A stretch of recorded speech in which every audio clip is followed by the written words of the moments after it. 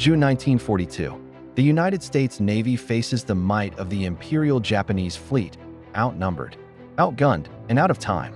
But what Japan didn't know was that America had already cracked their secret code. This is the untold story of how intelligence, courage, and sacrifice changed the course of the Pacific War. This is the secret that won Midway. The morning sun cast long shadows across the twisted metal and scorched concrete of Pearl Harbor as Lieutenant Commander Joseph Rochefort hunched over his desk, surrounded by towers of intercepted Japanese messages. It was late April 1942, and the cryptanalyst hadn't seen his family in weeks. His uniform was wrinkled, his eyes bloodshot, but his mind was sharper than ever. Something big was coming. He could feel it in the patterns of enemy communications, in the increased radio traffic that flowed through Station Hypo like a river threatening to burst its banks. Outside his windowless office in the basement of the 14th Naval District Administration building, the Pacific Fleet was a shadow of its former self. 4 battleships lay on the harbour bottom. Hundreds of aircraft had been destroyed. More than 2,000 Americans had died on that infamous December morning. The Japanese had struck with precision and overwhelming force, leaving America's Pacific defences in ruins. But Rochefort knew something the Japanese didn't. The Americans weren't beaten. They were learning, adapting, and preparing to strike back. "Sir, another intercept from the Japanese Fourth Fleet," said one of his cryptanalysts, placing a freshly decoded message on Rochefort's cluttered desk. The young officer's face showed the strain of endless hours spent wrestling with the enemy's naval code. "They're requesting additional supplies for something called Operation MI." Rochefort's tired eyes suddenly blazed with intensity. For weeks, his team had been tracking fragments of a massive Japanese operation. The enemy was planning something that would dwarf even Pearl Harbor. But where? When? The coded designation AF appeared repeatedly in the intercepts, taunting them with its mystery. If they could crack this puzzle, they might turn the tide of the entire war. Admiral Chester Nimitz stood at the window of his headquarters, gazing out at the salvage crews still working to raise the sunken battleships. The white-haired Texan had taken command of the Pacific Fleet at its darkest hour, inheriting a demoralized force and an enemy that seemed unstoppable. Behind him, his intelligence officer, Commander Edwin Layton, cleared his throat nervously. "Admiral, Rochefort's team believes they've identified a pattern in the Japanese communications," Layton reported. "Something major is being planned for early June. The scale suggests it's their largest operation since the war began." Nimitz turned from the window, his ice-blue eyes focused intently on Layton. The Admiral had learned to trust his intelligence officers, even when their conclusions seemed impossible. Unlike many senior commanders who dismissed code-breaking as unreliable guesswork, Nimitz understood that information was the most powerful weapon in modern warfare. "How certain are they?" Nimitz asked, his voice carrying the weight of command. Every decision he made could mean life or death for thousands of sailors and Marines. "Rochefort stakes his career on it, sir," Layton replied without hesitation. "He believes the target is somewhere in the Central Pacific. His team is working around the clock to pinpoint the exact location." The Admiral nodded slowly. If Rochefort was right, this could be the opportunity they desperately needed. The Japanese had been advancing across the Pacific like a tidal wave, capturing island after island, building an empire that stretched from the home islands to the shores of Australia. But every empire had its limits, and perhaps the enemy was finally overreaching. Down in the Cryptanalysis Center, Rochefort's team worked with feverish intensity. The basement room was thick with cigarette smoke and the smell of stale coffee. Banks of IBM tabulating machines clattered endlessly, sorting through thousands of code groups. Men and women in rumpled uniforms pored over worksheets, searching for patterns in the seemingly random characters. "I've got something," announced Lieutenant Commander Wesley Ham Wright, one of Rochefort's top cryptanalysts. "The Japanese keep referencing water desalination equipment for AF. Why would they need special water supplies for a major naval base?" Rochefort felt the pieces clicking into place. A location that would need additional water supplies, somewhere strategically important enough to warrant a massive operation. His mind raced through the possibilities, and suddenly he knew it had to be Midway Atoll, the tiny American outpost that guarded the approaches to Hawaii. One of his subordinates, Lieutenant Commander Jasper Holmes, proposed an ingenious plan. What if we have Midway report water supply problems? If the Japanese mention it in their coded traffic, we'll know AF is Midway. Get me a secure line to Layton, Rochefort ordered. Tell Midway to send an emergency message in plain language saying their water distillation plant has broken down. Meanwhile, aboard the carrier USS Enterprise, Admiral William Bull Halsey lay in sick bay, his body ravaged by a severe case of dermatitis. The aggressive commander who had led the early carrier raids against Japanese-held islands was now too ill to stand. His task force was about to sail into the most important battle of the war, and he wouldn't be leading it. "Bill, you look like hell," said Admiral Raymond Spruance, visiting his old friend. The two men were opposites in many ways. Halsey was bold and instinctive, while Spruance was calculating and methodical. But they shared a deep respect for each other and an unshakable determination to defeat Japan. "Ray, I'm giving you my command," Halsey said weakly. "Take my boys and hit those bastards hard. They trust you, and so do I." Spruance nodded solemnly. He had never led carriers in combat before, but he understood the principles of naval warfare better than almost anyone. More importantly, he knew how to listen to his subordinates and make decisions based on facts rather than emotion. These qualities would soon be tested in ways no one could imagine. On Midway itself, Marine Colonel Harold Shannon inspected his ragtag collection of aircraft. The tiny atoll's air group was a mixed bag of obsolete Brewster Buffalo fighters, already proven inferior to the Japanese Zero, alongside a handful of newer Wildcat fighters and various bombers. His pilots were mostly green, fresh from training with little combat experience. "Colonel, are we really expected to stop the Japanese Navy with these?" asked Major Lofton Henderson, gesturing at the lined-up Buffaloes. The Marine aviator knew the reputation of these planes, nicknamed Flying Coffins by their pilots. "We'll stop them or die trying," Shannon replied grimly. "Every minute we can delay them gives the Navy a better chance to hit their carriers. That's our job, Major. Buy time with everything we've got." Back at Pearl Harbor, confirmation came through that electrified Rochefort's team. Japanese intelligence had reported in their coded messages that AF was experiencing water shortages. The target was definitely Midway. Armed with this crucial intelligence, Nimitz called his senior commanders to an urgent meeting.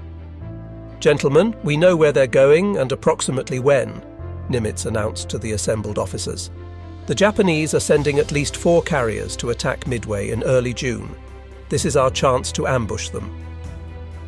Captain Miles Browning, Halsey's chief of staff who would now serve under Spruance, studied the intelligence reports. "Sir, our pilots are reporting at least 6 Japanese carriers operational. If they bring them all—" "They won't," Nimitz interrupted with quiet confidence.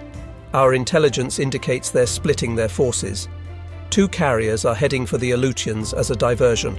That leaves 4 for Midway, and we'll be waiting with 3. The mathematics were still daunting.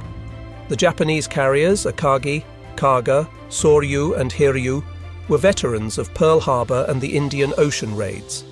Their pilots were the best in the world, with years of combat experience. The American carriers, Enterprise, Hornet and Yorktown, had brave crews but far less experience. Moreover, Yorktown had been badly damaged at the Battle of Coral Sea and was limping back to Pearl Harbor. "How long to repair Yorktown?" Nimitz asked, turning to his maintenance officer. 3 months minimum, Admiral." She took bomb hits that went deep into her structure. There's significant damage to her flight deck and fuel systems. "You have 3 days, Nimitz said flatly. "Whatever it takes, I want that ship operational and sailing with the others." The maintenance officer's jaw dropped, but he saw the determination in Nimitz's eyes. "Yes, sir. We'll work around the clock." As May drew to a close, Pearl Harbor became a hive of desperate activity. 1,400 workers swarmed over Yorktown, welding, hammering, and installing new equipment. The repairs that should have taken months were compressed into 72 hours of superhuman effort. Men worked until they collapsed from exhaustion, knowing that every rivet they drove, every plate they welded, might make the difference between victory and defeat. Lieutenant Commander John Thatch, one of the Navy's premier fighter tacticians, gathered his pilots aboard Yorktown. He had developed new tactics specifically to counter the superior maneuverability of the Japanese Zero, which had dominated every aerial engagement so far. "Listen up," Thatch addressed his young aviators. "The Zero can outturn us, outclimb us, and it's faster. But it's lightly built. Our Wildcats can take punishment and keep flying. We're going to use a new formation I call the Thatch Weave. Work in pairs, cover each other, and never try to dogfight a Zero one-on-one." Among the pilots was Ensign George Gay, fresh from flight school with barely 300 hours of flight time. The young Texan tried to hide his nervousness as Thatch explained how they would attack the Japanese fleet.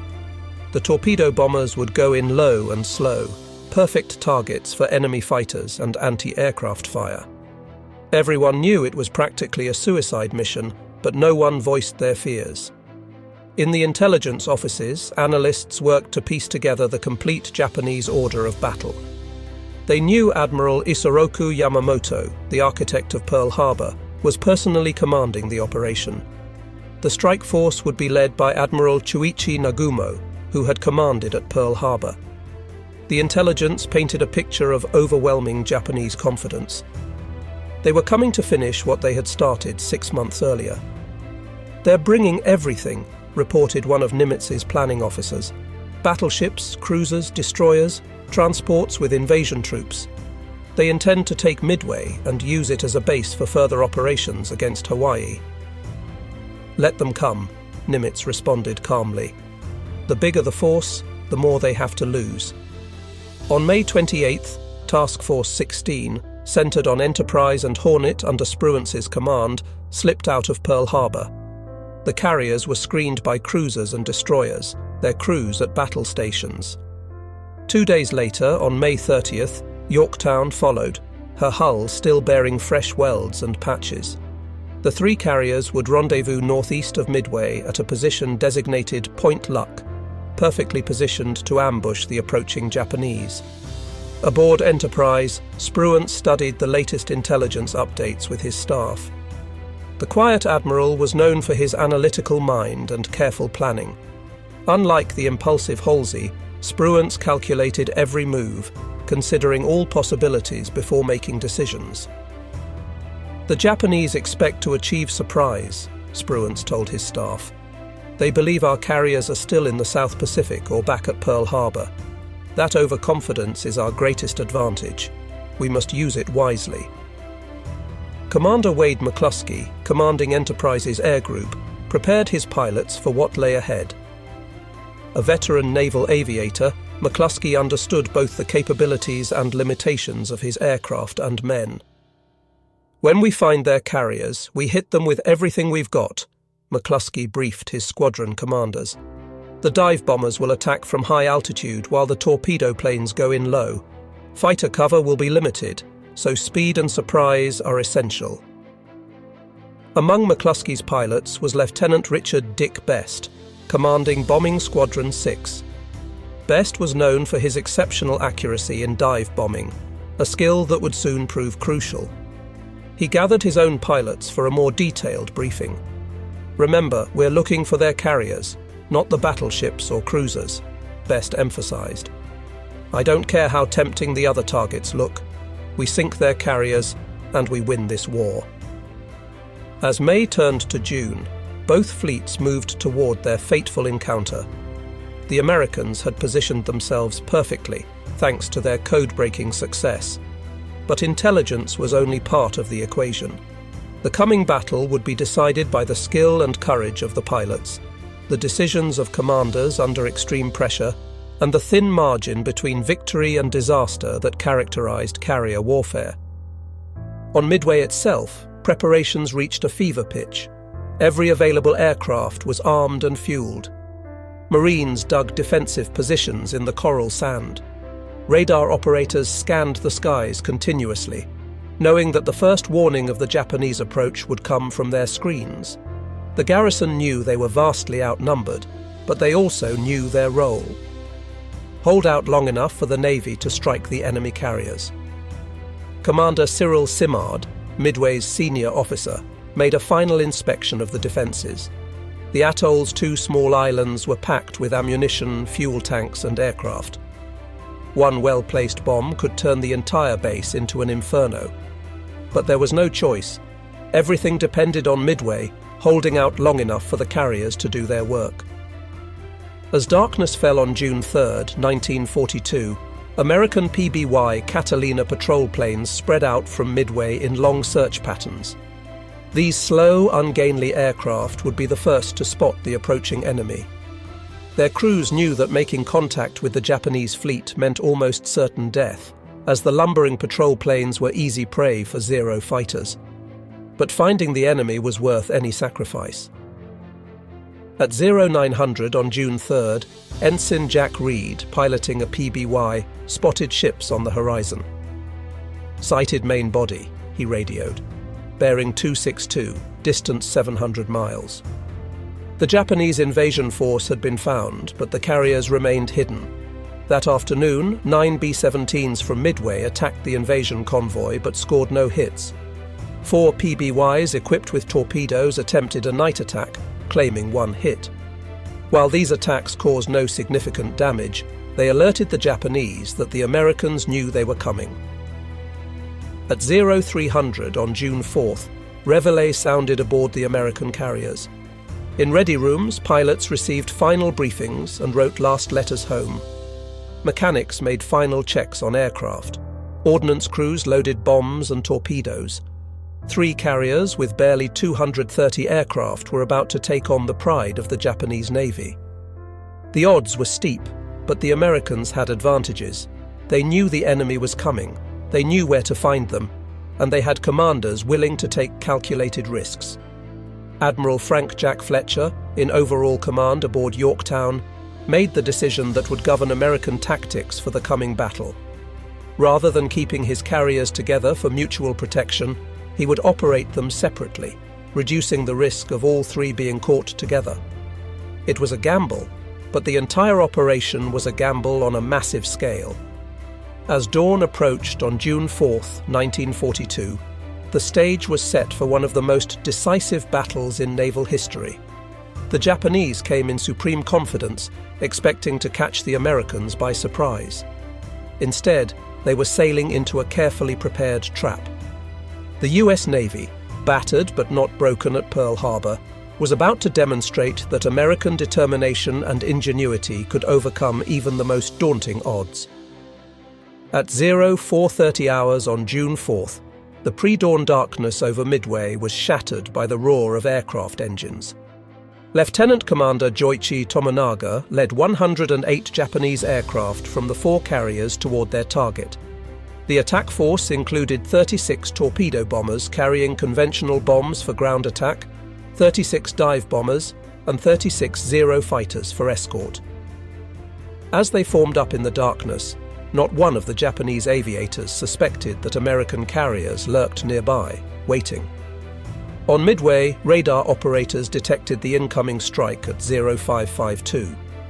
Many planes bearing 320 degrees, distance 93 miles, the operator reported, his voice steady despite his racing heart. Air raid sirens wailed across the tiny atoll. Marines ran to their battle stations while pilots sprinted to their aircraft. Every flyable plane on Midway had to get airborne immediately or risk destruction on the ground. Major Lofton Henderson led Marine Scout Bombing Squadron 241 into the dawn sky, including his obsolete Buffalo fighters, knowing they were heading into a massacre. The Buffalo was slower, less maneuverable, and more lightly armed than the Zero. But Henderson's Marines had absolute determination to protect their base at any cost. "Enemy fighters, 12 o'clock high." The radio crackled with warnings as the Marines met the incoming strike force head-on. The Zeros pounced on the American fighters like hawks among pigeons. Within minutes, the sky was filled with burning American planes spiraling toward the ocean. Henderson's aircraft was among those shot down as he led his squadron's dive bombers in their attack. But the Marine sacrifice wasn't in vain. Their attack disrupted the Japanese formation and forced the bombers to take evasive action. More importantly, it bought precious time for Midway's bomber force to clear the island and head for the Japanese fleet, whose position had been reported by searching PBY patrol planes. At 0630, Tomonaga's force reached Midway and began their attack runs. Bombs rained down on the airfield, fuel tanks and defensive positions. The island's anti-aircraft guns blazed away, filling the sky with black puffs of smoke. A direct hit on the power station knocked out Midway's radar. Another bomb set the fuel tanks ablaze, sending thick columns of smoke into the morning sky. But as Tomonaga circled to assess the damage, he realized the attack had failed in its primary objective.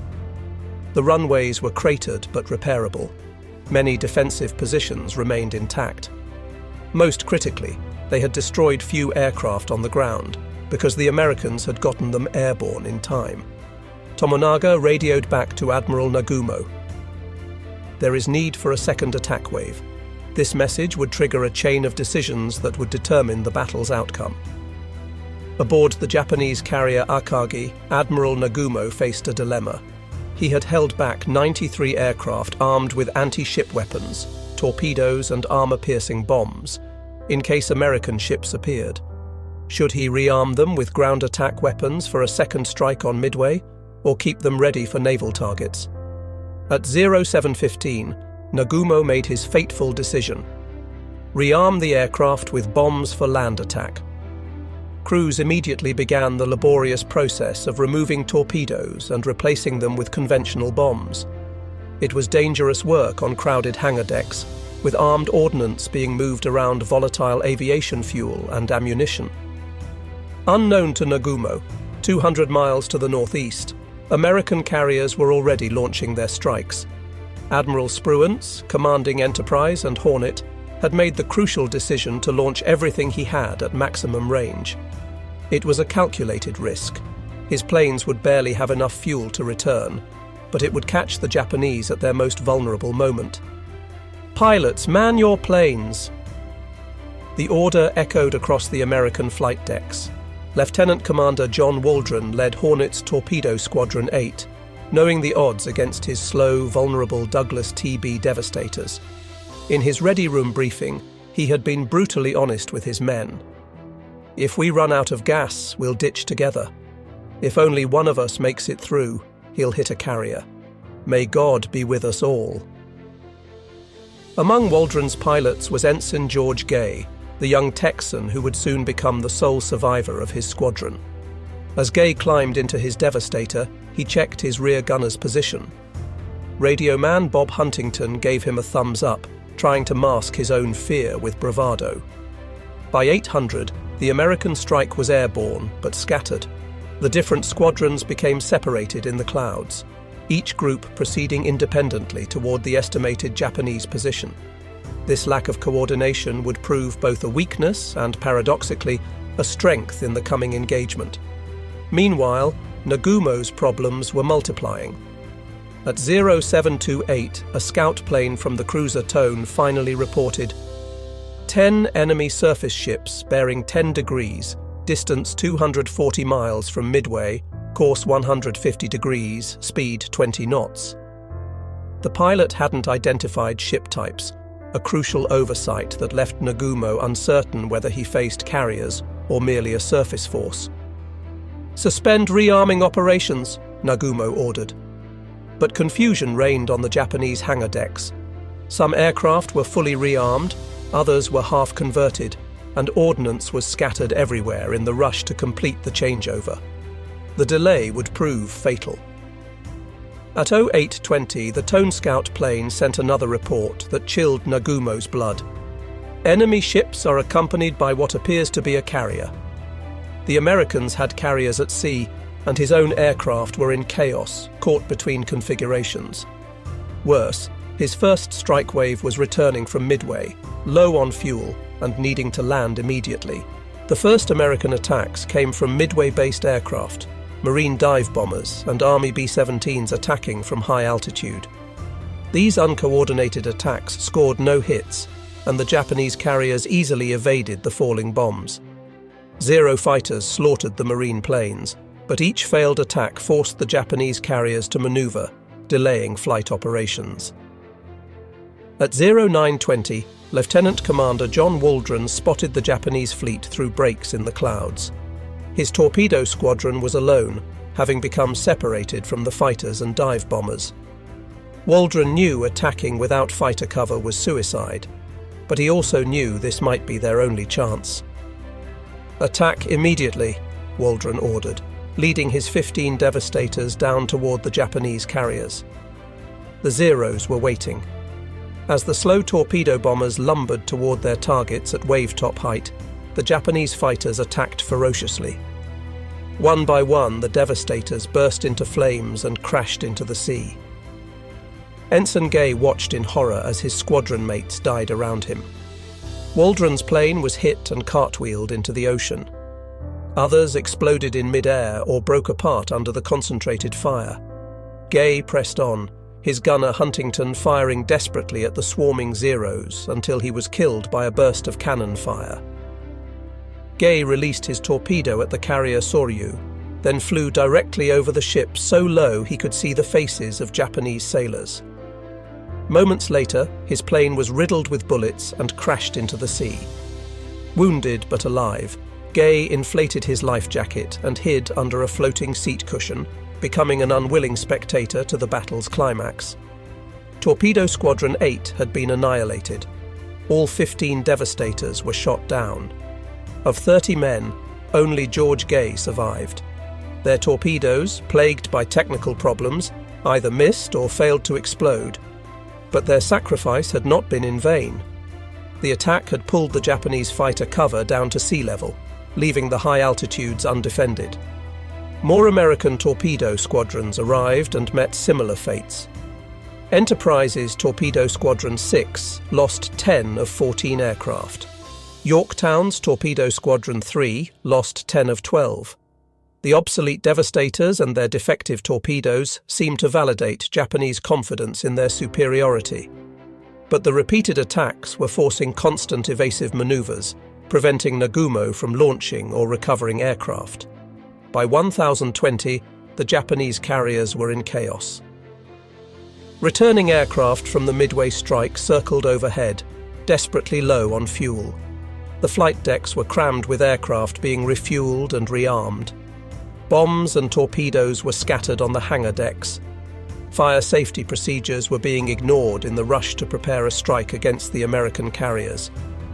It was at this moment of maximum vulnerability that Commander Wade McCluskey arrived overhead with 33 dive bombers from Enterprise. McCluskey had led his squadrons on an exhausting search, flying beyond the point where fuel reserves allowed safe return. Just as he was about to turn back, he spotted a Japanese destroyer racing northeast. Correctly guessing it was heading to rejoin the main force, McCluskey followed its course. At 10:22, McCluskey's perseverance was rewarded. Through breaks in the clouds, he saw the Japanese carriers spread out below, their flight decks packed with aircraft. No Zeros challenged him at altitude. They were all at sea level, finishing off the last torpedo bombers. McCluskey split his force, assigning squadrons to different targets, and gave the order millions of Americans had been waiting for since Pearl Harbor. Attack immediately. Lieutenant Dick Best led his squadron toward Akagi, Nagumo's flagship. As he pushed over into his dive, Best kept his eye on the growing shape of the carrier. At 2,500 feet, he released his 1,000-pound bomb and pulled out sharply. Behind him, his wingmen followed in precise sequence. Most bombs missed. The pilots were exhausted and diving through anti-aircraft fire, but Best's bomb was perfectly placed. It punched through Akagi's flight deck and exploded in the hangar deck among fueled and armed aircraft. The result was catastrophic. Secondary explosions rippled through the ship as fuel and ordnance detonated in a chain reaction. Within minutes, Akagi was an inferno. Simultaneously, Kaga was hit by at least 4 bombs from McCluskey's other squadron. The hits started uncontrollable fires among the packed aircraft. At nearly the same time, Lieutenant Commander Max Leslie's dive bombers from Yorktown scored 3 direct hits on Soryu in a textbook attack. Within 6 minutes, 3 of Japan's premier carriers were burning wrecks. From his hiding place in the water, Ensign Gay watched the Japanese carriers explode. The ships that had seemed so invincible moments before were now funeral pyres. He could see Japanese sailors abandoning ship, leaping into the oil-covered ocean to escape the flames. The bodies of his squadron mates floated nearby, but their sacrifice had made this moment possible. Admiral Nagumo, forced to transfer his flag from the burning Akagi to a cruiser, was in shock. 3/4 of his striking power had been eliminated in minutes. Akagi, Kaga and Soryu were finished.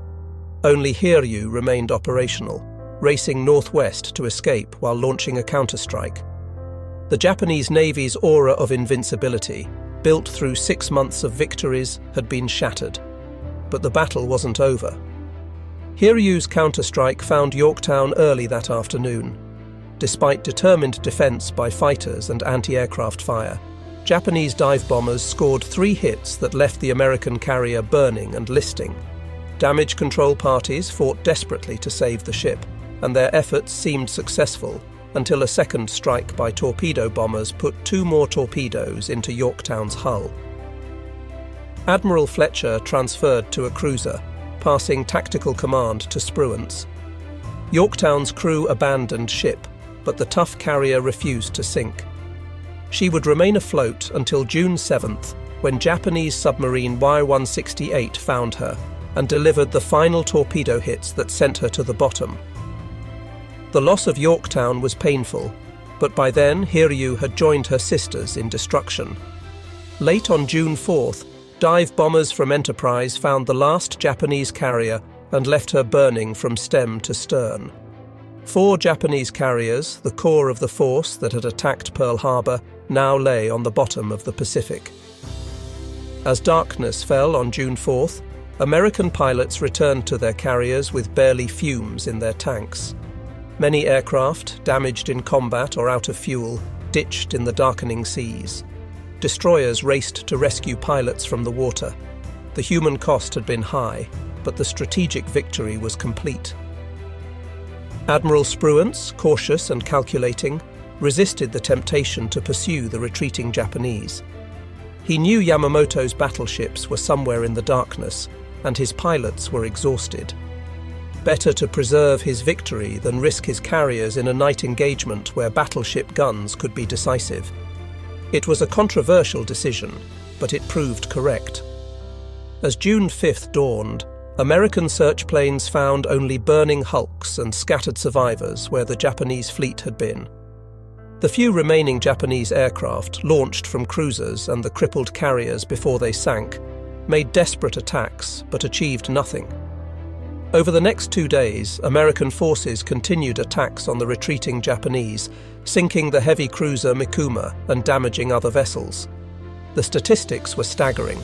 Japan had lost 4 fleet carriers, 1 heavy cruiser, 248 aircraft, and 3,057 men, including many of their most experienced pilots.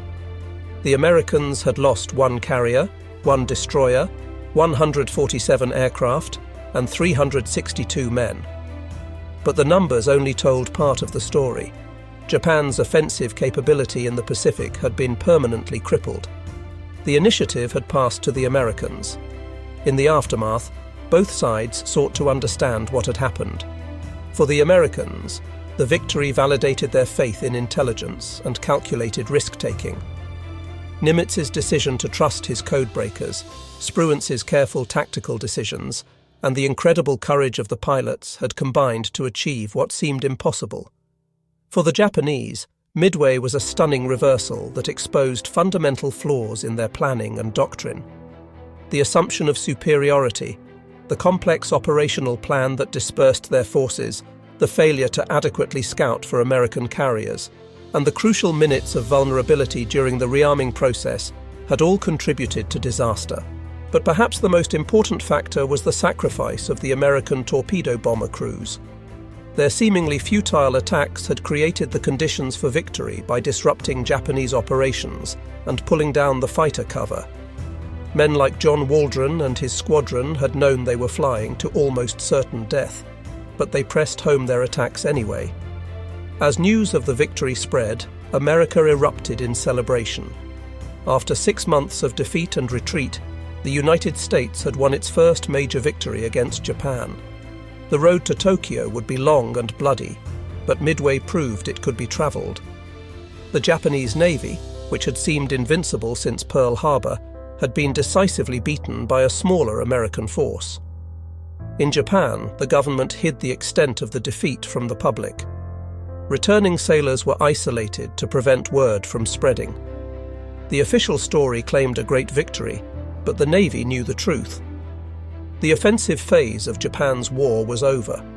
From now on, they would be on the defensive, trying to hold what they had conquered against an increasingly powerful American counteroffensive. The Battle of Midway became a turning point not just in the Pacific War, but in world history. It demonstrated that intelligence, properly used, could overcome numerical disadvantage. It showed that courage and sacrifice, even in apparent failure, could create opportunities for victory. Most importantly, it proved that the United States had the will and capability to defeat even the most formidable enemy. Admiral Nimitz, in his after-action report, gave credit where it was due, to the codebreakers who had uncovered the Japanese plan, to the commanders who had made crucial decisions under pressure, and above all to the pilots who had pressed home their attacks against overwhelming odds. But he also recognized the role of chance in war. Had the American dive bombers arrived 5 minutes later, after the Japanese had launched their strikes, the outcome might have been very different. The Japanese Navy would never recover from Midway. The 4 carriers lost represented years of construction and decades of pilot training that could not be replaced. While Japan would commission new carriers, they would never again achieve the combination of ships, aircraft, and experienced air crews that had made their early victories possible. For the young American pilots who survived, Midway was a defining moment. Men like Dick Best, who had placed the bomb that doomed Akagi, would continue flying throughout the war, but nothing would match the intensity of those few minutes over the Japanese fleet. Others, like Ensign Gay, would carry the memory of fallen comrades for the rest of their lives. The battle also marked a revolution in naval warfare. For the first time, a major naval engagement had been fought entirely by aircraft, with the opposing fleets never coming within sight of each other. The age of the battleship was ending. The aircraft carrier was now the dominant weapon of naval warfare. In the broader context of World War II, Midway was America's Stalingrad, the point where a seemingly unstoppable advance was not just halted, but reversed.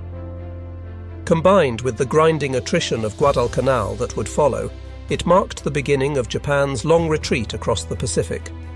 The industrial might of America, fully mobilized for war, would produce ships and aircraft in quantities Japan could never match. The veterans of Midway would go on to fight in the Solomons, the Philippines, and eventually to the doorstep of Japan itself. They had learned that the Japanese could be beaten, that American training and equipment, properly employed, were more than a match for enemy skill and determination. For Japan, Midway exposed the fatal flaw in their strategic planning. They had begun a war against an enemy with 10 times their industrial capacity, believing that spiritual superiority could overcome material disadvantage. The Americans had shown at Midway that they possessed both material strength and the will to use it. The codebreakers, who had made victory possible, received little public recognition during the war. Their work remained classified for decades. But officers like Rochefort and his team had arguably won the most important intelligence victory in American history. By solving the puzzle of AF and predicting Japanese movements, they had given Nimitz the information needed to position his forces perfectly. Lieutenant Commander Rochefort, despite his crucial role, would be reassigned shortly after Midway due to bureaucratic conflicts with Washington. His team's success had proven that intelligence could win battles, but inter-service rivalries would prevent him from receiving proper recognition until decades later. In 1986, he was posthumously awarded the Navy Distinguished Service Medal. As the years passed, Midway took on almost mythical status in American military history. It became the textbook example of how intelligence, courage, and tactical excellence could combine to achieve victory against superior forces. Military academies around the world studied the battle, seeking to understand how the Americans had achieved such a complete reversal of fortune. The human dimension of Midway should never be forgotten. Behind the strategic movements and tactical decisions were individual acts of heroism that determined the outcome. The Marine pilots who flew obsolete fighters against Zeros, the torpedo bomber crews who pressed their attacks without fighter cover, the dive bomber pilots who searched past the point of safe return, the damage control parties who saved ships, all contributed to victory. The Battle of Midway proved that democracies could fight and win against totalitarian enemies. The American carriers were crewed by citizen sailors, many of whom had been civilians just months before. They faced an enemy with years of combat experience and a tradition of victory. Yet when the moment came, these Americans performed with skill and courage that matched anything in their nation's history. The lesson of Midway resonates beyond its historical moment. It reminds us that apparent weakness can be turned to strength through intelligence and determination. That sacrifice, even in failure, can create opportunities for others. That technological superiority means nothing without the will to use it effectively, and that free nations, when threatened, can summon the courage to defend themselves against any odds. As the sun set on June 4, 1942, the tide of the Pacific War had turned decisively. The Japanese would fight on with characteristic determination for 3 more years, but the outcome was no longer in doubt. At Midway, a smaller American force had destroyed the heart of Japanese naval power and seized the initiative. Admiral Yamamoto's pre-war prediction had proven prophetic. He had warned that he could run wild for 6 months or a year, but after that he had no confidence. Midway occurred exactly 6 months after Pearl Harbor. The architect of Japan's early victories had understood that once America recovered and mobilized its strength, Japan's defeat was inevitable. At Midway, that inevitability became reality, written in the burning hulks of 4 aircraft carriers and the sacrifice of brave men who fought and died for their nations in the vast Pacific sky. The impact of Midway extended far beyond the immediate tactical victory. It demonstrated that the United States could gather intelligence, plan operations, and execute complex naval battles with precision. The coordination between codebreakers, planners, and combat forces had created a new model for modern warfare. Future operations would build on these lessons, combining intelligence gathering with tactical execution. For the individual sailors and airmen who fought at Midway, the battle represented a personal triumph over fear and adversity. Young men who had never seen combat performed acts of extraordinary courage. Mechanics worked through exhaustion to keep planes flying. Damage control teams saved ships that should have sunk. Radio operators maintained communications under fire. Each person's contribution, no matter how small, had helped achieve victory. The Japanese pilots and sailors who fought at Midway also displayed remarkable courage and skill. Despite the disaster that befell their carriers, they fought with determination until the end. Many chose death over surrender, going down with their ships or flying their damaged aircraft into the sea rather than be captured. Their sacrifice, though in a losing cause, reflected the warrior tradition that had made them such formidable opponents. In the aftermath of Midway, both navies would apply the lessons learned. The Americans would refine their carrier tactics, improve their aircraft, and develop better torpedoes. The Japanese would struggle to rebuild their carrier forces and train new pilots to replace those lost. But the fundamental shift in momentum could not be reversed. America's industrial production would soon flood the Pacific with new ships and planes, while Japan's resources dwindled. The Battle of Midway stands as one of history's most decisive naval engagements. In the span of a few minutes on June 4, 1942, the course of the Pacific War changed forever. American dive bombers, arriving at the perfect moment, struck Japanese carriers at their most vulnerable.